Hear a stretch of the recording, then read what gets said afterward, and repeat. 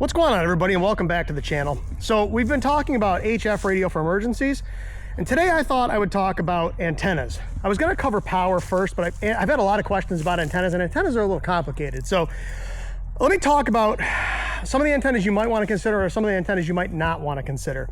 So what I've got in front of me here is a Wolf River coils antenna. So I've got a tripod, and then I've got what's called a loading coil. And then I've got, on this, I have a 213-inch whip. It's a little over 17 feet long. Okay, that coil at the bottom has a movable collar right here, and I can change where that collar is to change the length of that coil, to change the electrical length of this antenna to make it work on specific bands. You'll see that I've got 3 ground radials coming off of this. They might be a little hard to see on camera, but I've got 3 wires. They're 33 feet long, and I've also got a piece of Faraday cloth on the ground that's going to act as ground. Now we're going to talk about ground in a little while, but understand that this antenna, that radiating element, that whip, is only half of the antenna. The other half is the ground itself. Okay, an antenna has 2 halves. Even on a handheld walkie-talkie, the antenna has 2 halves. There's the antenna and there's the ground. And on a handheld radio, you are the ground. Okay, so you're part of the antenna. On an HF radio, generally speaking, you're not going to be part of the antenna. That can be the case, though. Sometimes, if I'm working CW, sometimes I will change the antenna tune based on whether I'm touching the key or not. So over here, I've got a gable antenna. So the gable is another vertical. This is much, much shorter. You can see this is only about an 8-foot whip. It's got a little tiny coil here on the base. It's the same idea, though. That coil changes length to change the electrical length of the antenna. Okay, you'll see I've got 4 ground radials coming off of that as well. In this bag, I have a standard whip for this that's about an 8-foot long whip, and there's also another coil in here that I can put in between that coil and the tripod to allow me to work 80 meters as well. All right, now these verticals, especially this gable, would not be the kind of antennas I would want to use for HF for emergency uses. There's a couple reasons for that, but the big one is this. A vertical antenna has a very shallow, what's called takeoff angle. So when your RF leaves this antenna, it comes off at a fairly shallow angle. And as it leaves, it hits the ionosphere and comes back down, you get what's called your skip zone. We talked about that in our propagation video, okay? The shallower that takeoff angle, the longer that skip zone is. So if we're trying to work intermediate distance, right, maybe county-wide or statewide, this is probably not the best antenna. Now, will it work? It will. It absolutely will. I've made fairly close-in contacts, like 15 miles or less, on this exact antenna. But it's not optimum. Okay, now these antennas are what are called resonant antennas. And we're gonna look at some other resonant antennas here in a minute, but resonant means that it is a multiple of the wavelength you're trying to work on. So this is about a 17-foot whip. If I take that coil out, that antenna is about a quarter of a wavelength on 20 meters. Okay, so it is, the 20 meters is a multiple of the length of this antenna. I've also got, down here on the ground, I've got another little coil. This is called a Sporty 40. If I just want to work 40 meters, I can put this coil in place of that one with the collar. I also have a shorter antenna whip here that I can run on this coil to get on most of the bands as well. This antenna, as it's set up right now, will work 80 meters to 6 meters. That one, if I put the other coil in, it'll work 80 meters to 6 meters. But like I said, that's probably not the antenna that I would choose if I was going to use this for emergency communications, because I'm going to need closer in. Not to say you couldn't add that as part of your kit, okay, but probably not what I would use. The other thing about those verticals is even the cheapest ones aren't cheap. All right, you're still talking, a couple $100 by the time it's all said and done.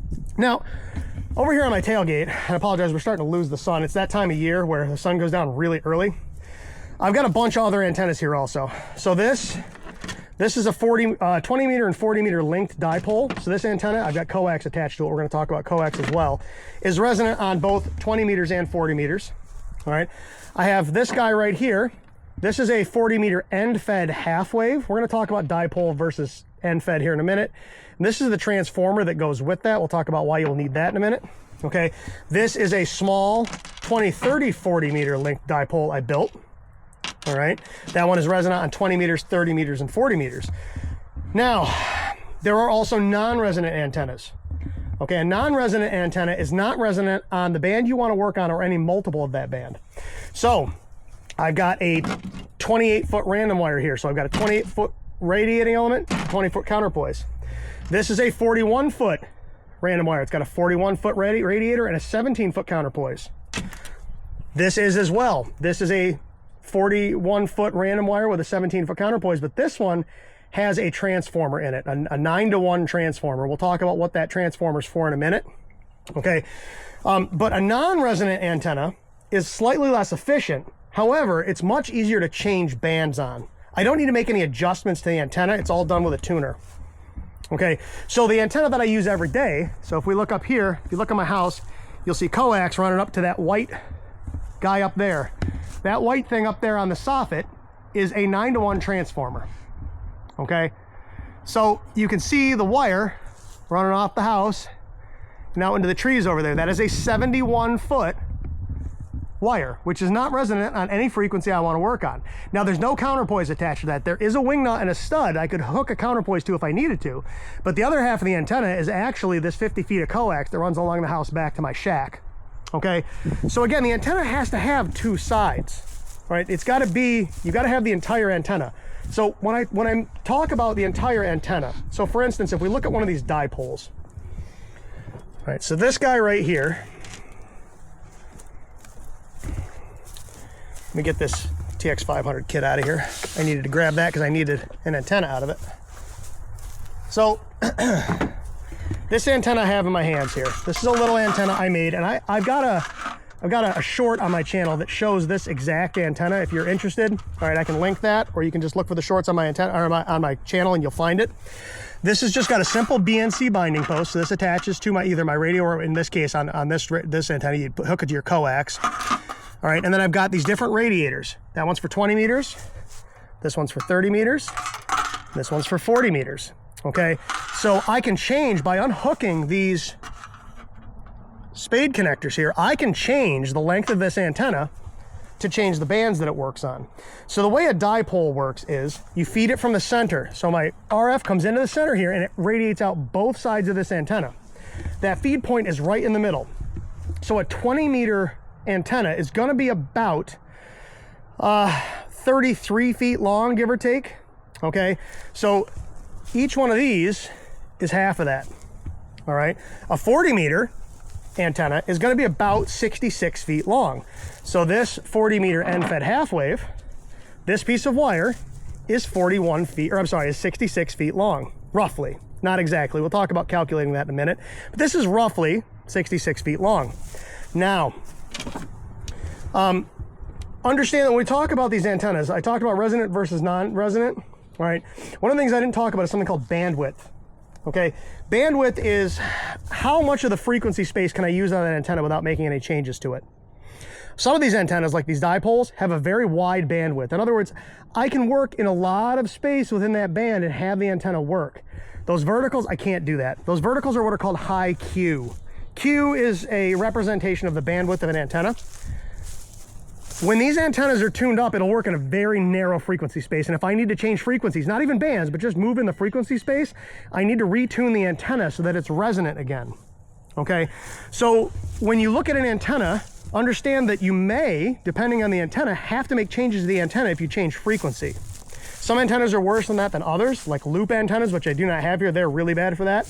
Okay, there are advantages to them, but so when we talk about resonant versus non-resonant, so like I said, this is a 41-foot random wire, okay?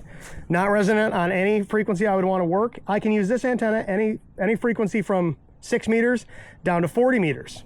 Right? It's not long enough to get on 80 meters with. It's too short, okay? This end-fed half wave, this 66-foot piece of wire with this transformer, we'll talk about what the transformer does in a second, allows me to work on 40 meters, 20 meters, 15 meters, and 10 meters, all right, on the multiples. This will not work on what are called the work bands. So I can't use this on 30 meters, 12 meters, and won't work on any of those. Okay, so I've got this transformer here, right? You can see I've got a toroid with wire wrapped around it. Same thing inside here, right? Inside this, there's a toroid that's wound. What a transformer does is that's going to take the RF coming in the antenna, and it's going to change the impedance to match what the radio wants to see. So when we talk about impedance, we're talking about electrical resistance. If you don't know Ohm's law, I would strongly encourage you to learn it. It's not that complicated, all right? But when I feed an antenna, so when I feed RF into this antenna from my radio, it comes down through my coax, goes into here, and then it comes out my antenna. This is right at the center of this antenna. The center of the antenna has the lowest impedance of the entire antenna. You want it to be about 50 ohms, give or take a little bit, okay? The radio wants to see 50 ohms. Now, the further we get away from the center of the antenna, the higher the impedance gets. So the resistance at the end of this 66-foot long 40-meter end-fed half-wave is extremely high. It's in the thousands of ohms, okay? So this transformer is changing that impedance down to match the radio, so the radio is happy with the amount of resistance it sees, okay? Without this, this will not work. The resistance would be entirely too high in this wire to do it. It wouldn't radiate, and you could damage the radio, all right? This random wire with a 9-to-1, that 9-to-1, so this is a 64-to-1 transformer. There are also 49-to-1 transformers for an end-fed half-wave. This is a 9-to-1 transformer on this end-fed random wire, as is the one up there in my house. That's a 9-to-1, okay? This just allows you to get close enough to let the antenna tuner in your radio match the antenna, because I have to use a tuner with these antennas. If I have a non-resonant antenna, like one of these random wires, either this one in my hand or like that one up on my house, I have to either have a radio with an internal tuner or I have to use an external tuner to get it to match, all right? We can also have mono-banded antennas. You could build just a 20-meter dipole or a 40-meter dipole, and it would work just on that single band. It'd be very efficient, but it will only work on that single band. All right, this is a multi-band dipole, but in order for me to change the bands, I need to unplug to change the length of the antenna. So I need to lower the antenna, unplug those spade connectors. On those verticals, I need to either, depending on what I'm doing, I either need to change the length of the whip, or I need to change where the collar is on my coil to change the resonant frequency. It's a multi-banded antenna, but I physically need to adjust it. So I need to move that collar up and down on that coil to change the length of that coil. Basically what this does is there's a contact in here that only allows the electricity to travel through a certain portion of this coil. So it's shorting right now. You can see we're attached down here and up here. So this whole portion of the coil isn't being used. The electricity is coming from here up to here and then out the antenna. Okay, and I can change the length of that antenna by moving that coil. Now on a non-resonant antenna, the antenna tuner does that for me. I hit a button or turn some knobs and it tunes the antenna to work on the frequency I want to work on. Okay, now build versus buy. This is one of those things that you're gonna struggle with because you're gonna see a lot of people using really expensive antennas. You're gonna hear people talk about like a chameleon antennas, and yeah, they're good antennas, but they charge hundreds of dollars for something you can build yourself for a few bucks. So to give you an example, this is a 20 and 40 meter linked dipole. So this antenna will work on 20 meters and 40 meters. So here I have a BNC binding post from Amazon. They're like a couple of bucks. I have 66 feet of speaker wire. It's actually 33 feet, right? Because speaker wire is 2 strands that I just peeled apart. A couple of spade connectors and a cheap piece of coax. I've got maybe $10, $15 total in this entire antenna, maybe, including the coax. I've worked Australia and China on this exact antenna. So when somebody tells you, oh, you've got to spend a ton of money on an antenna, no, you don't. This 28-foot random wire, I can take, you'll see I've got spade connectors on this. I can hook those directly to this tuner. I can work all over the place with just 2 pieces of speaker wire. What's that, $2 worth of wire? Okay, you can buy wire on Amazon. So this is silicone jacketed. This is 26 gauge. This is really small stuff for building like lightweight antennas for, you know, dirt cheap, and you can build your own antennas very easily. All right, so you don't need to go out and spend a ton of money. Like I said, those verticals are much harder to build on your own. You could do it, but you know, by the time you built one of those, it would probably be more expensive when you bought the materials to just do a one-off antenna than it would to buy one yourself. But when it comes to a wire antenna, you do not need to go out and spend a ton of money on a wire antenna. You can build your own end-fed half-wave. You can buy toroids cheap. You can buy the magnet wire cheap and wind these yourself. This little spark plug end-fed, this is good for, I think, 25 watts maybe. This was like 49 bucks. This toothed 9-to-1 random wire, I think this was like $80 something maybe. And that was the entire thing. That's with the toroid wound, with the BNC adapter on it, with the wire, with the winder, the whole nine. All right, but like I said, you can build, I built this out of a cheap Amazon BNC binding post, 66 feet of that silicone wire, and some spade connectors, and I built that antenna myself, and I've worked all over the world on that little antenna. So you don't need to spend a whole pile of money on these things. Now, can you? Absolutely. Go out and buy a chameleon antenna, you'll see what I mean. All right. We'll talk about length calculations when we get into the shack, because some of the stuff we're going to do from inside the shack. When we look at, like, for instance, how to actually tune an antenna, and I'll shoot a separate video on how to build an antenna. We'll actually go ahead and build like a dipole from scratch. I'll do that beginning to end, and I'll show you how to do that.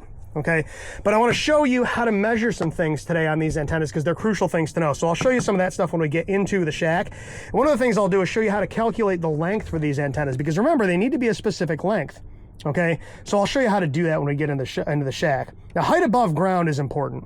Okay, you see DX versus NVIS. DX is long distance, NVIS is near vertical incidence skywave.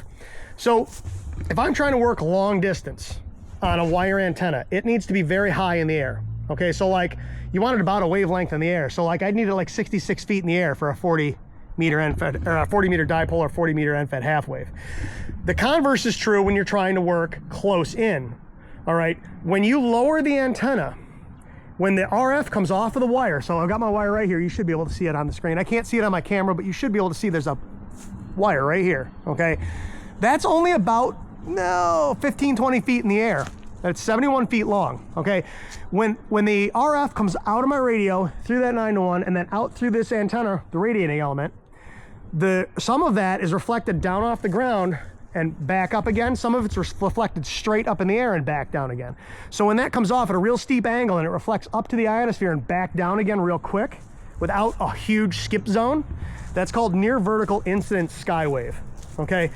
That low antenna allows you to bounce up and back down again in a very short distance. How short? If you've got it low enough and you've got the right antenna and you got it at the right height, you can, you can do ground wave at a few miles up to, I don't know, 500-600 miles. Okay, so if you're trying to work in close, that antenna needs to be fairly low. Now, like this 40 meter dipole here, if I hook this guy up, so if I come over here, I've got this maple tree, and you can see my you can see, if I come over here on the side of the house, you'll see, I got the siding popping off, I can pop that back on. You'll see a toroid there on the Coax, and you'll see another antenna come out. There's my J-pole for my VHF stuff. I can put that dipole in this tree right here, and then I lash one end out to this crabapple tree right here, and I lash the other end out to this big maple tree right here. And that's only maybe, I don't know what, 12, 13 feet at the apex and maybe 6-8 feet at the ends. All right, on 80 meters, I can work that guy's house over there. I can work the next county over. I could work all over the state at night. On 40 meters, I can work anywhere from, that house over on that hill to the next town over to the rest of the state. At night, I can probably work, I can work further than that. I can work most of the country probably on 40 meters on that antenna, even only being 15 feet in the air. You're gonna hear people tell you, oh, the antenna's gotta be wicked high to get range. It doesn't. Does it help? 100%. Do you need it up that high? No. All right, like I said, when I go out and do like parks on the air activations, I can't get the antennas that high in the air, 20 feet maybe. I work all over the world, okay? Ground conductivity is something you need to understand. All right, so the ground, how much conductivity the ground has electrically is gonna play a big role in how these antennas work, okay? You might build an antenna. So for instance, this end-fed half wave right here. All right, when I tuned this up at home, it was perfect. If I take it out in the field over if I go up like a mountain where there's not much soil and then it's just rock, there might not be enough ground conductivity for this antenna to work, okay? So the ground conductivity can play with how well the antenna works. So what that means is you can build an antenna in one place, take it to someplace else, and it won't necessarily work the same way. Okay, so I've got a lot of ground on this vertical over here. I mean, I've got these great big, in fact, the end of the radio is way right here. All right, so here's the end of this ground radio. You can see how far away I am. I've got the wire in my hand. Right, the antenna's way over there. I've got 3 of those on there, plus that piece of Faraday cloth. for the ground. Now you can do elevated grounds on a vertical also, but that's way beyond the purview of this video, because then they've got to be resonant. So you've got to cut them, trim them to the right length and tune them. This, I just throw them on the ground. Not quite as efficient, way easier. Okay, so this antenna on my house, the one that I use all the time, if I move this, so like if I take it, and in fact I've done it, if I take it and go this way over to those trees and it goes across over my house, that skews it drastically, because I don't have the same conductivity of that in the house as we do on the earth. Okay, so even moving the antenna from place to place can really mess with things. All right, as far as getting antennas in the air is concerned,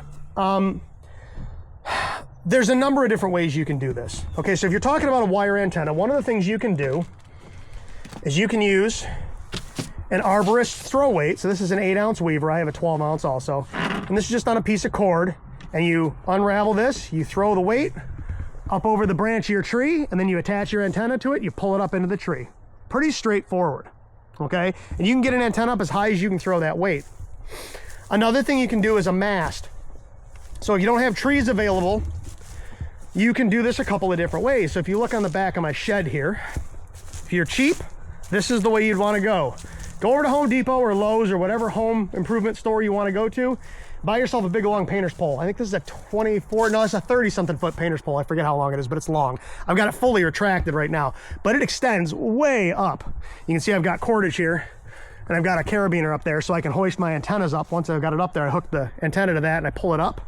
All right, this thing, I have to get on a ladder to get it all the way up, but I can get this thing way up in the air. So if I'm trying to string up another wire antenna, I can do that just with a cheap painter's pole that I've got stuck to my shed. You could stick that in the ground, you could stake it to the ground, you can tie it to a tree stump, whatever, right? They're not that expensive. You can also buy masts. I think my mast is in the truck, actually. Let me look. Yes, it is. All right, so this is a 20-foot telescoping carbon fiber mast. All right, so I'll show you how this works. I'm gonna have to set the tripod up to do this because I need both hands to do this. So let me just extend this and set this bad boy up. Sorry the camera's moving around on you a lot, but okay. So that'll work. All right, so all you do is I pull the top off of this. All right, and you can see that there's a top section with an eye in it. I can attach my antenna to this, and then it's just a friction lock. And I extend this guy out. This is 20 feet long, and it's carbon fiber. It weighs, I mean, nothing. I think this thing weighs, I don't know, 12 ounces or something ridiculous. It's very light. It's, I think, 16 inches fully collapsed. So if you wanted something to throw in your pack, something like this is great. This is a Gigaparts Explorer POTUS Soda carbon fiber mast. The one thing you got to understand about carbon fiber masts is, same thing with that painter's pole, is they are conductive. So they will mess with your antenna a little bit if your antenna touches it or it's too close. I haven't found it to be a huge issue, but it can be. So just remember that if you're using a conductive mast, like the fiberglass ones aren't, but like carbon fiber is very mildly conductive, or like that metal painter's pole is conductive. So you've got to pay attention to that as well. Okay, so let me bring you back over again. Collapse all this stuff. Sorry if the camera's moving around a lot, I apologize. So orientation and polarization. So when I talk polarization, that's a vertically polarized antenna, right? It's up and down. This antenna in the air above me is a horizontally opposed or a horizontally polarized antenna. Horizontally opposed. I feel like I'm talking about my car. A horizontally polarized antenna. Now the orientation, especially on a wire antenna, matters. The direction this is facing, because remember, when the signal comes off of this, it's going to come off the sides, not the ends. So you're going to end up with what's called a null at the ends, where you're not going to hear and you're not going to transmit, or very little. Most of your signal is coming off the sides of this antenna. So it matters how you have the antenna oriented to who you're trying to talk to, right? So I have this antenna sort of oriented northeast to southwest, roughly, okay? So it radiates kind of southeast and northwest, which for here makes sense because I'm in the Northeast, so I want it to be able to transmit kind of up and down the East Coast and out towards the West Coast, so that I've got that sort of oriented in that basic direction. Okay, so you will have what's called a null at the ends of that antenna, and any wire antenna. So if I put this dipole up, right, it's going to radiate off the sides mostly, and at the ends of the wire, you're not going to hear as well, and you're not going to transmit as well. So you may need to change the orientation of your antenna. If you can't hear who you're trying to talk to, or they can't hear you, you may need to move the position of the antenna. Just turn it to change how it radiates. Now, there's a lot that goes into the radiation patterns on these antennas. That is way beyond what we need to worry about for this, okay? You can actually model that stuff and see what the lobes coming off the antenna looks like. We don't care. We just want to get a wire in a tree, make a contact, okay? And I know this stuff seems complicated. I'm trying to make it as simple as I can. Unfortunately, antennas, especially on the HF side of things, are a little complicated. Okay, but like I said, go buy some of these binding posts on Amazon. This is a little 2-meter dipole I made out of nitinol. This is the same stuff the signal sticks are made out of. So let me see if I can do this. I apologize, the camera's gonna move around, but I gotta pop this loose. So this is just a little, this is an HF, this is just a UHF, VHF dipole. All right, just got that little binding post, and you can see them bouncing around here. There's 2 little pieces of nitinol wire.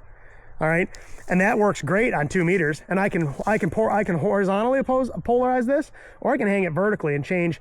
Understand that the polarization of the antenna matters when you're receiving too. So if I'm transmitting out of a vertically polarized antenna, it's going to be received better on a vertically polarized antenna also, or vice versa. If it's a horizontally polarized antenna, you're going to hear it better on another horizontally polarized antenna.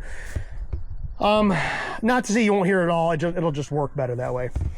So directional, when we talk about directional versus omnidirectional antennas, some antennas will send your RF focused in one direction. Things like what's called a Yagi or a log periodic antenna, where they send your RF out in one direction.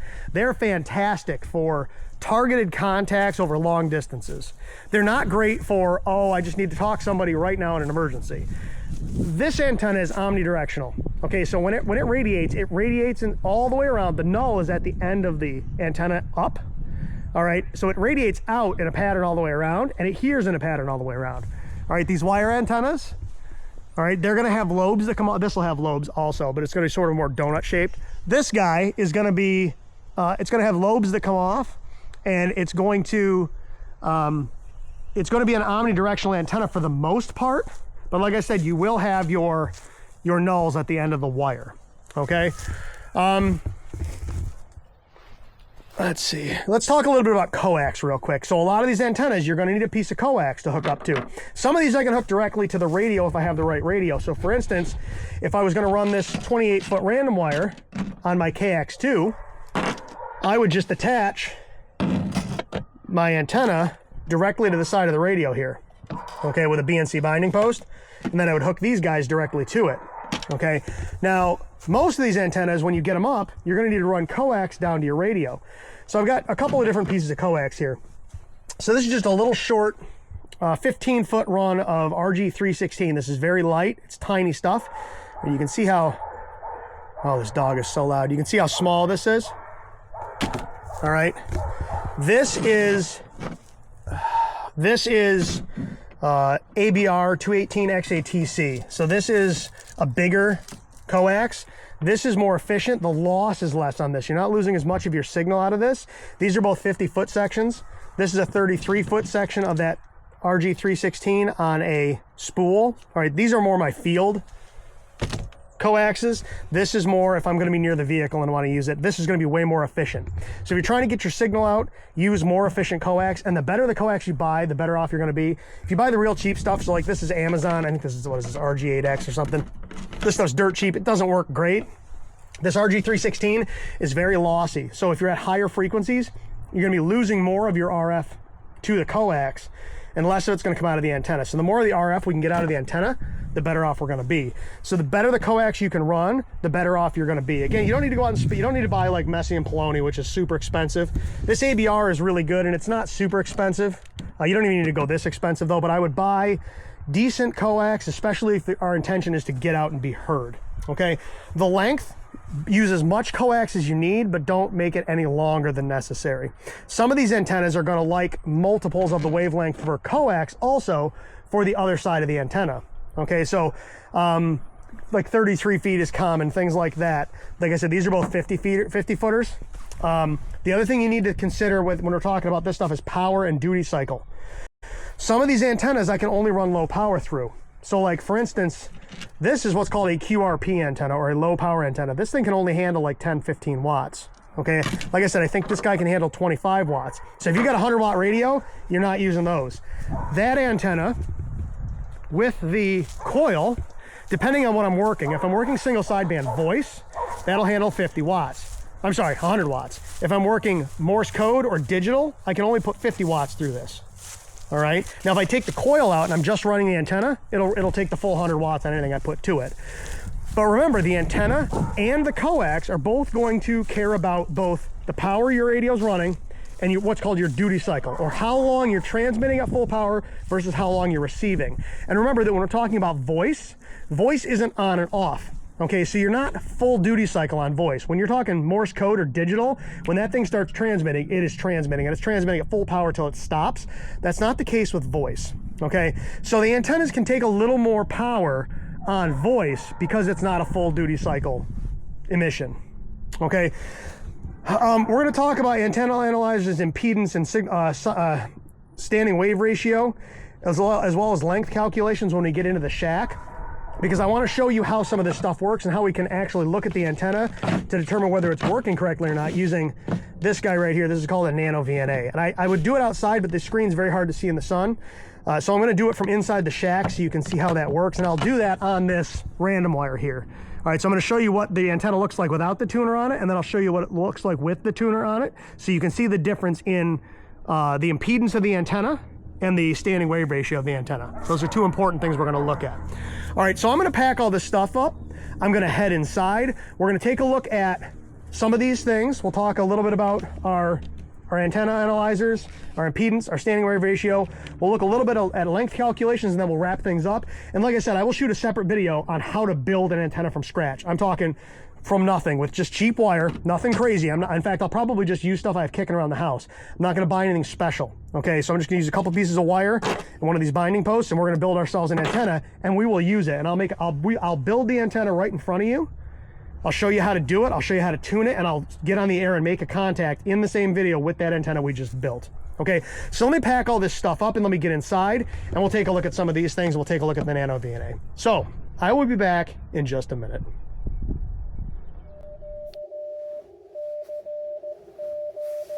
Okay, so we're on the 20 meter band, F, 6, H, K, T. That is a French station you're hearing right now. So I'm sitting in my office in upstate New York. That's France. Okay, so that's the power of HF right there. But I'm on the CW, or Morse code, portion of the 20 meter band, and I'm on the CW for a reason. And the reason for that is I'm running a tuner, and it's easier to get the tuner to tune just by hitting the key. So this radio is designed to work with this tuner. When I hit this key, it's going to tune up automatically. So it's tuned up for 40 meters. I'm currently on the 20 meter band, so you can see 14.050. So what I'm going to do is I'm going to tune off frequency, because I don't want to tune up on top of this guy, because it's going to send a tone on top of him. I don't want to do that. So I'm going to move someplace where I don't have anybody here. I'm going to listen for a second. I don't see anything on the waterfall. Normally I would call something called QRL to make sure the frequency is clear, but if I hit the key, it's going to tune up. So if you watch the tuner down here, you're going to see it doing some work. When I hit the key, you're going to hear some clicks, and you're going to see these numbers changing down here. All right, so this just tuned up on the 20 meter band. So the antenna that I'm on is that random wire that I have attached to my house.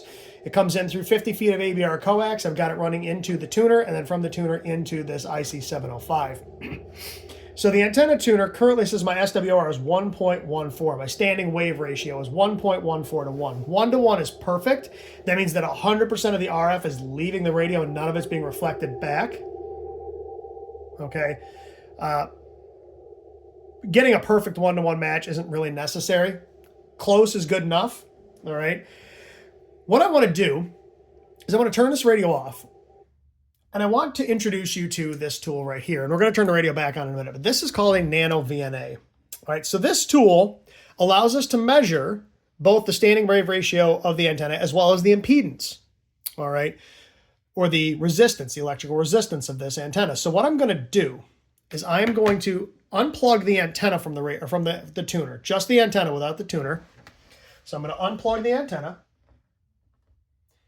and I'm going to hook this up to, if I get it unhooked, I'm going to hook this directly up to the NanoVNA. And when I turn this on, let me turn you a little bit, zoom you in a little bit. So I'm going to turn this on, focus, okay. So let me stop touching the metal so I don't affect the antenna. So you can see currently my SWR, now I'm on 40 meters, is about 4-to-1. I'm going to hit the screen and I'm going to hit recall. I have this calibrated for multiple frequencies, so I'm going to go to 20 meters. So you can see without the tuner in, I'm about 2.2-to-1. That might actually be usable. That's a little high though. Anything below 2-to-1 I'd be happy with. All right. What I'm not happy with, however, is the impedance. If you look right here, you'll see it's about 101 ohms. The radio wants 50 ohms. Okay, so this blue line is our SWR. That green line on what's called the Smith chart, that spiral looking chart, is our impedance or our resistance in ohms. Okay, so you can see our SWR is high, 2.2-to-1, and our resistance is too high, 101 ohms. Okay, so now what I'm going to do is I'm going to unplug the antenna from the NanoVNA. I'm going to plug the antenna back into the tuner. Now I'm going to unplug the tuner from the radio. So now I've got the coax that I had hooked up to the radio from the tuner. I'm going to plug this back into the NanoVNA. All right, now if you look, the tuner says it's 1.14-to-1. The NanoVNA says 1.16-to-1. I'm good with that. Look at our resistance, 55 ohms.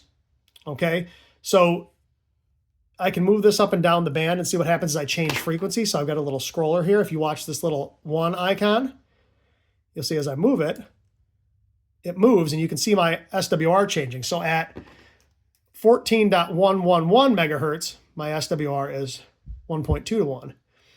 At 14.025 megahertz, it's 1.16 megahertz or SWR. Okay, so as I move through the band, that SWR is changing because the tuner is tuned up at about 14.050-ish, right about in here. Okay, so again, about 1.16-to-1, that's on 14.044, close enough.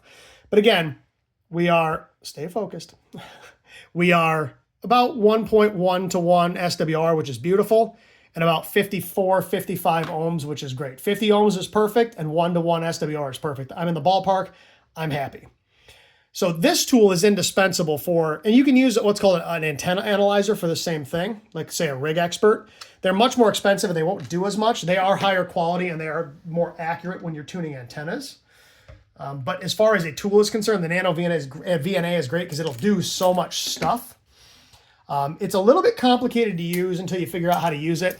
Alan Wolk, W2AEW, has a fantastic channel that he goes through. In fact, when I learned how to use this, I did that using Alan's channel to learn how to use this thing. It's a great tool. It'll do all sorts of stuff. These are dirt cheap. They're about $50 on Amazon. Get yourself one of these things if you're going to be doing any building of antennas or testing antennas. And when we're talking about building your own HF antennas, you're going to have a way to measure those things. Now, a lot of the radios will have built-in SWR meters also. So if I want to make sure that my radio is happy with my SWR, let me get out of this because I've got somebody right there. So I'm going to hit menu and I'm going to go to meter. Okay, so now on my radio, this is my power meter. So currently I'm running on battery power, so maximum power is 5 watts. So if I'm putting out full power, that red line will come all the way up to here. Now if my SWR was too high, this radio would pull back the power. All right, right here you'll see SWR. So that's SWR of 1-to-1, 1.5-to-1, 2-to-1, 2.5, 3, and then infinity. Okay, so I'm going to go ahead and I'm going to key this radio and watch what that does. So the tuner's tuning. Notice I've got an SWR that doesn't even show up on the screen. Full power.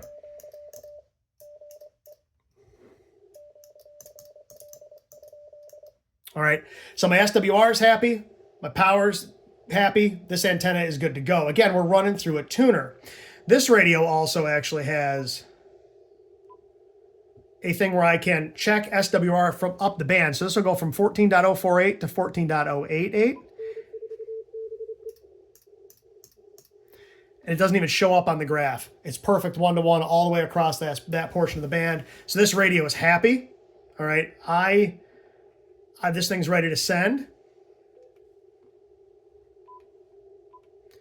Go back to my scope so I can see where my signals are.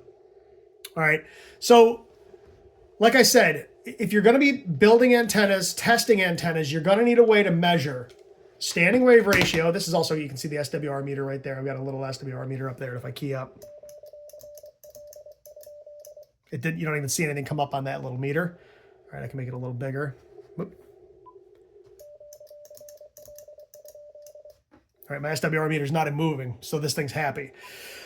So you're going to need a way to measure that. I wouldn't rely on the radio. If you're building antennas or tuning antennas, don't rely on the SWR meter in the radio because you don't want to put a ton of reflected power back to the radio. Some of these radios don't have the most robust internals. You don't want to fry them. This radio I'd probably be fine on. This thing doesn't start folding back till about 3-to-1.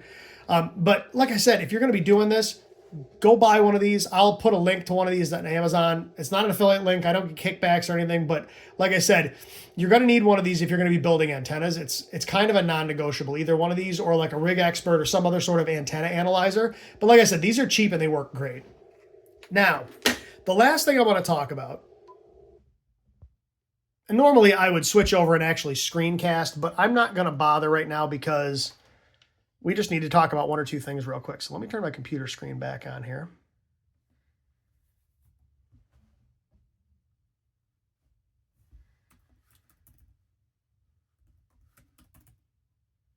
Okay, so let's talk about actually calculating length for an antenna. Okay, so there are online antenna length calculators.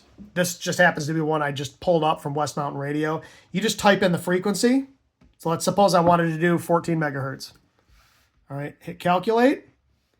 It will tell me the length should be about 33 feet, 5.2 inches. Okay.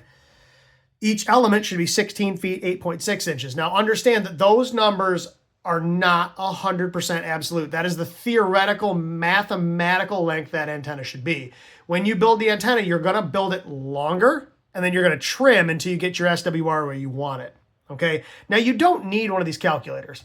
All you need to know is that there's a constant, 468. If you take 468 and divide it by your frequency, it will tell you how long the antenna is supposed to be. So if your frequency was supposed to be, let's say 7 megahertz, you would divide 468 by 7, and it's about 66. Okay. 468 divided by 14 megahertz is about 33.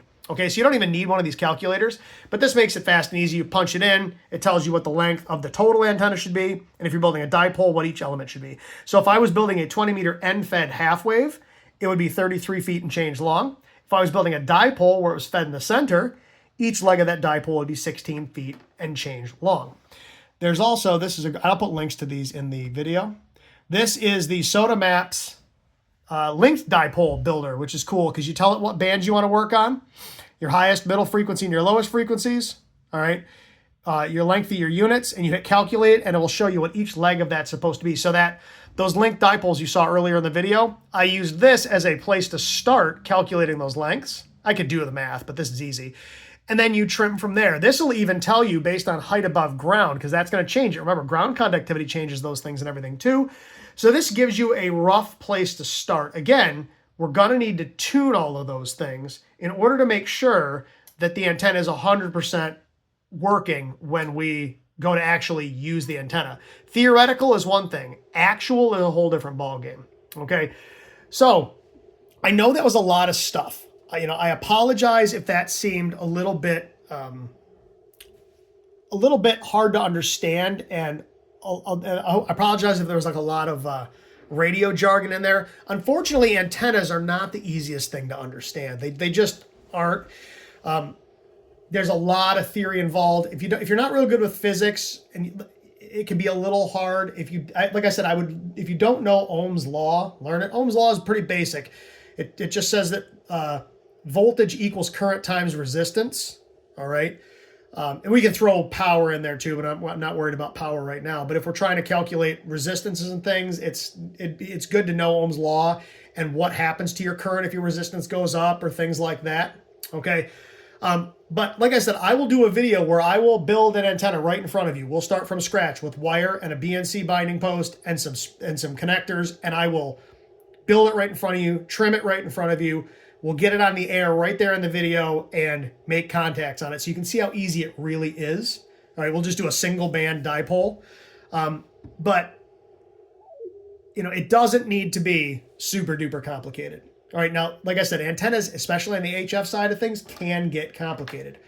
But I want you to understand that it doesn't need to be crazy complicated, especially for if we're just building a wire antenna for NVIS, like close into regional communications, it's really easy. All right, folks.